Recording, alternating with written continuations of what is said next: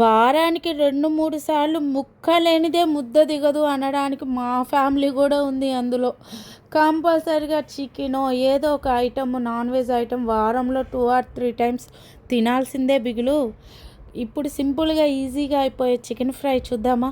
నేనేమి పెద్దగా కారాలు వేసేసి కష్టంగా అలా నాకేమి రాదు. మా అత్తగారు, మా మమ్మీ, మా వాళ్ళు చేసే విధంగానే సింపుల్గా ఈజీగా చూసేద్దాం. ముందుగా ఉప్పు, కారం, పసుపు, అల్లం వెల్లుల్లి పేస్ట్ అన్నీ కలిపేసి ఒక 1 అవర్ 2 అవర్స్ మ్యాగ్నేట్ చేసుకొని ఫ్రిడ్జ్లో పెట్టుకోవాలి. తర్వాత దాన్ని తీసి వేడి ఆయిల్లో ఈ ముక్కల్ని వేసి, ముక్కకి బాగా ఆయిల్ పడితే టేస్టీగా ఉంటుంది, యమ్మీగా బిగులు.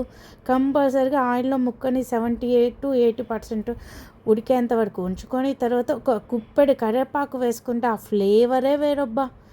దానిలో ఇప్పుడు కంపల్సరిగా 2 ఆర్ 3 స్పూన్స్ అల్లం వెల్లుల్లి పేస్ట్ వేసుకొని, లైట్గా అల్లం వెల్లుల్లి పేస్ట్ పచ్చి వాసన పోయేంత వరకు ఫ్రై చేసుకొని, దానిలో ఉప్పు, కారం, గరం మసాలా ఇంగ్రీడియంట్స్ మీకు ఐడియా ఉంటుంది వేసుకొని ఫ్రై చేసేసుకోవడమే.